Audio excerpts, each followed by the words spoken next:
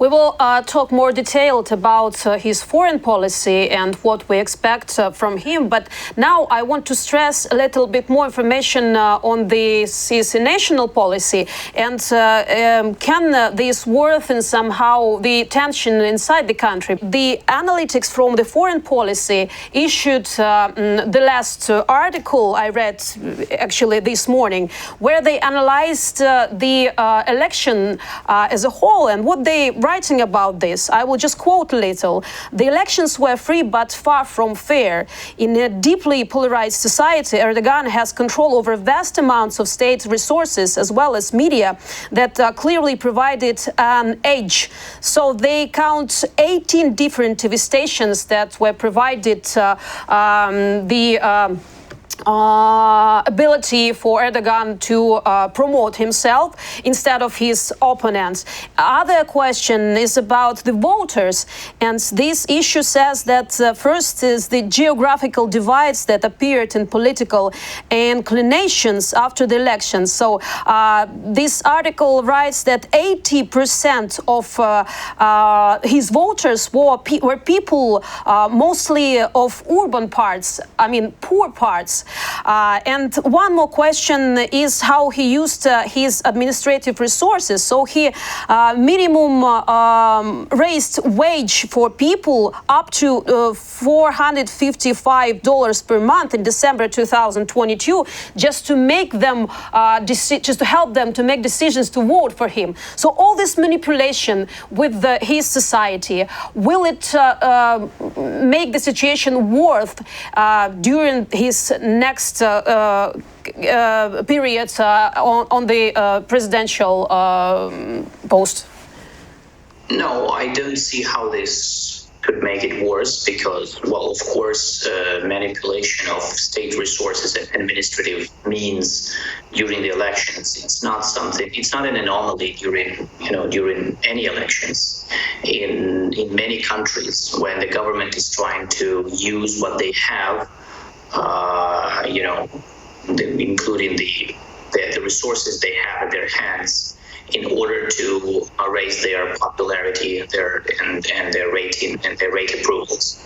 So I don't see it as something automatically bad, because this is something that we see in many elections across the world.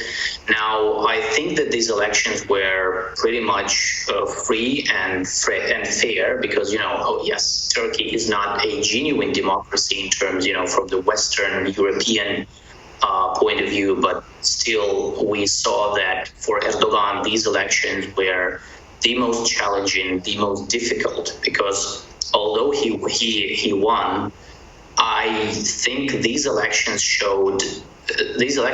didn't show that he won, but they showed that the Turkish opposition lost. It's more about Turkish opposition losing than Erdogan winning, because for Erdogan these elections were the most difficult, and his approval ratings were, I would say, the most unstabilized during the campaign. This has never happened to him in 20 years of his reign in Turkey.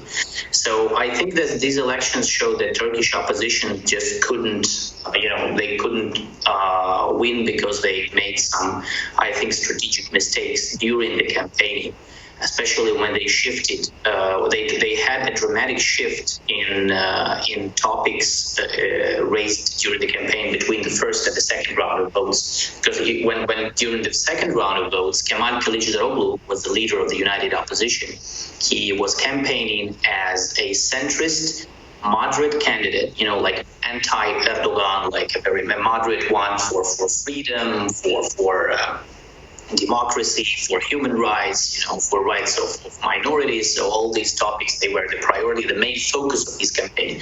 But after they lost during the second round of votes, they decided to move to the right. They decided to go to more aggressive nationalistic approach, like Erdogan. So they thought that this would be a good idea if they played on his electoral field. But as we saw, I think that this was a mistake, because some people who believed in Kılıçdaroğlu as a moderate, more pro-Western, pro-democracy figure, they may have been disappointed by his new approach when he started talking about refugees, about nationalism, about Turkish identity, about how he would deport all Syrian refugees when he's elected, although no one understood how he could do that technically. So I think this was the main reason why Turkish opposition couldn't gain 2, 3, 4% more of the votes that they needed to win. But I think this is not the end for them. So I think that the composition of the of Erdogan's new government shows that he's going to rule by technocratic means. So he will try. This government that you see right now, it's a technocratic government because he chose specialists, professionals to certain positions. He even returned his Minister of Finance, Mehmet Şimşek, who is now again was reappointed Minister of Finance. And Mehmet Şimşek is pretty much a pro-business, pro-West, pro-market politician who was, who had a very good and still has a very good reputation in the West. As a person who is campaigning, who was always for a more stabilized approach in economy and fiscal policies. Now, for Turkish opposition, I think that two main things will be very important in the near future. The first one is the municipal elections next year. I think this will be their next challenge.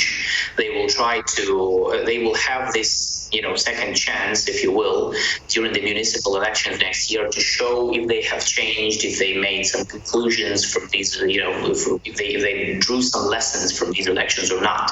Again, for example, we still don't know if the Turkish opposition would choose another leader, for example, whether Kemal Kılıçdaroğlu is going to stand down or not. Right now, he shows no indication that he's going to quit politics because of his loss. Anyway, I think this will be the main test next year, and then in 5 years there will be next elections, and I think that the Turkish opposition will try to unite around, I believe another candidate, someone from maybe more younger politicians like Mayor of Istanbul, Ekrem İmamoğlu, or Mayor of Ankara, Mansur Yavaş. They still, even when Kemal Kılıçdaroğlu was chosen as the leader of the united opposition, he wasn't the most popular opposition politician in Turkey.